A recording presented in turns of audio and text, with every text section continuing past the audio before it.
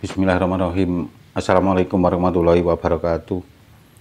Apa kabar sahabat tani semua? Semoga tetap selalu sehat dan dalam lindungan Allah Subhanahu wa Ta'ala. Juga diberikan keberkahan rezeki yang melimpah. Amin ya Rabbal Alamin. Jumpa lagi masih di channel Sutrisno Adimasik, membahas sambil bercerita soal pertanian, khususnya porang dan yang lainnya. Kita saat ini berada di lahan porang yang masih belum kita bongkar, dengan tema petani perlu mencari wawasan tambahan untuk diri kita sendiri. Petani yang ingin maju sukses pasti ingin tahu dan pasti berusaha mau mencari ilmunya bertani yang mau ditekuni sampai benar-benar mengerti dan paham. Tidak hanya bertani, harus mengetahui cara jual hasil panen kita. Jadi kita tahu hasil tani kita di pasaran, jadi harga kita bisa menentukan berapa dan kapan harus kita panen ketika harga sudah ada kenaikan. Baik pemirsa, kalau kita berbicara soal bertani itu mudah, tetapi tidak gampang kita dapat ilmu dalam pertanian secara bersamaan. Kita belajar satu persatu dari sekian banyak teori dalam pertanian, secara langsung ataupun otodidak, dari media sosial dan juga dari bimbingan penyuluhan pertanian di tempat kita.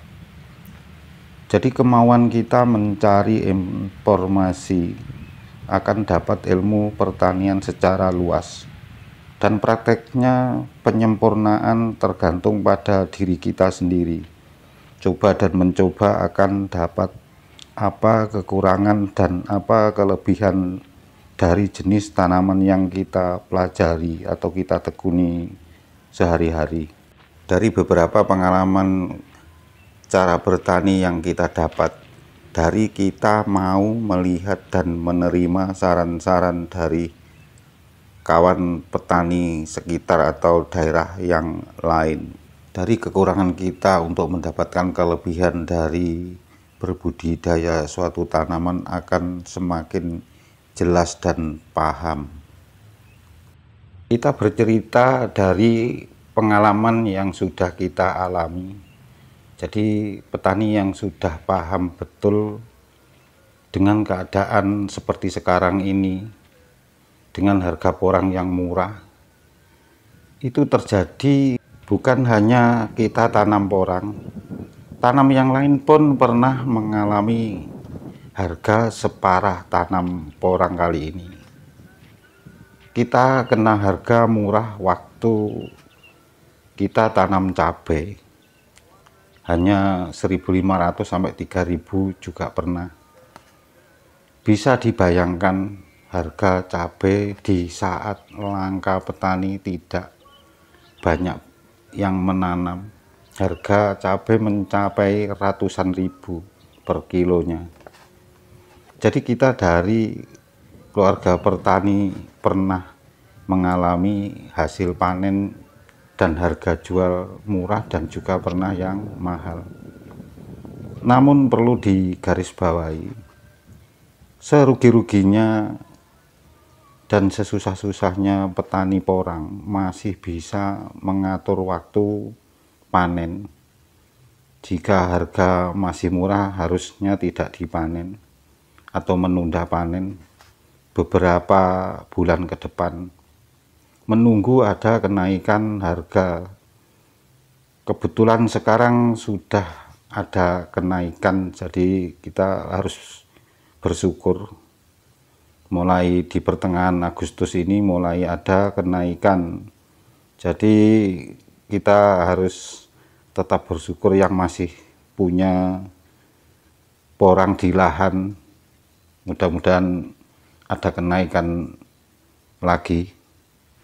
Bisa kita perjelas, panen porang bisa ditunda Tetapi teori menunda panen tidak bisa dilakukan pada petani waktu panen cabai.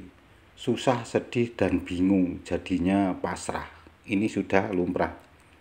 Dengan harga murah pun kalau sudah waktunya panen, hari itu juga harus segera dijual. Jadi kalau petani cabai terburu-buru harus segera dipanen itu wajar. Karena panen tidak bisa ditunda, dibiarkan rontok, tidak dipanen, segera dijual, itu rusak atau busuk. Dan tidak heran jika truk cabai kejar-kejaran di jalan.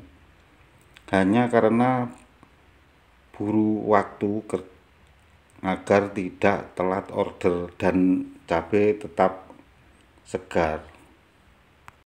Jika telat dalam pengiriman, maka cabai akan busuk dan harga tambah hancur. Kita berbicara ini menjawab satu komentar di video yang lalu, yaitu apa hubungannya petani porang dengan petani cabai. Ini sebetulnya sangat berlawanan jika kita tidak paham dalam menilai satu dengan yang lain. Jadi di sini dalam pandangan saya adalah tindakan cara panen yang berbeda, tetapi akan menentukan dan berdampak kepada harga kedepannya. Kita sangat prihatin dan sangat menyayangkan jika petani porang panen tanpa memperhitungkan posisi kita, yang seharusnya sebagai produsen hasil panen komoditas ekspor harus mampu mengatur waktu dengan ritme panen porang yang memiliki peluang panen jangka panjang. Suatu teori mengendalikan harga sampai sekarang. Kita sebagai petani porang memang tergolong petani baru, tetapi mulai sekarang harus lebih cermat. Panen raya atau panen gerudukan atau panen bareng bisa berpotensi merusak harga panen saat itu juga sampai waktu yang tidak bisa kita tentukan, yang tentunya dengan mudah dibaca oleh tengkulak sampai pabrik. Jika stok porang belum menipis, tidak akan menaikkan harga. Jadi bukti yang sekarang ini adalah dari asumsi-asumsi yang bulan-bulan sebelumnya, seperti yang kita alami sekarang ini di bulan 8 2003 ini. Ada yang kecewa dan juga ada yang merasakan ada kabar gembira karena kenaikan mulai terjadi. Jadi yang memiliki porang di lahan masih banyak ini merasa terobati dengan harga murah yang sebelumnya. Situasi yang kami maksud di video yang sebelumnya adalah seperti sekarang ini.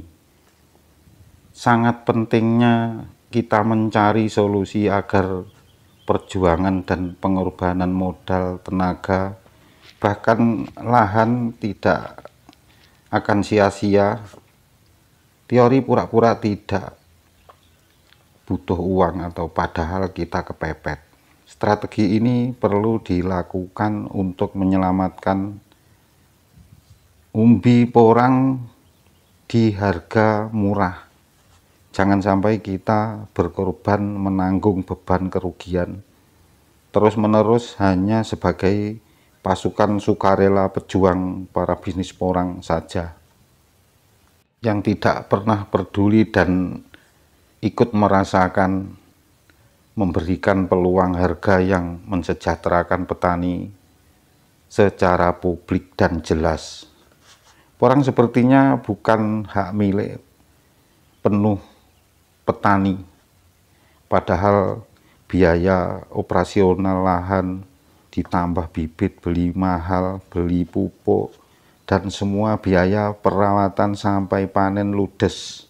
Dampak dari harga porang murah ini tidak hanya dirasakan oleh petani yang dekat dengan pabrik saja, bahkan lebih berat dari apa yang kita rasakan pada saat harga porang dalam posisi murah atau rendah. Sahabat petani porang semua, mari kita tetap peduli dan berbagi apa yang kita dapat dan bisa menyambung silaturahim antar daerah satu dengan daerah yang lain.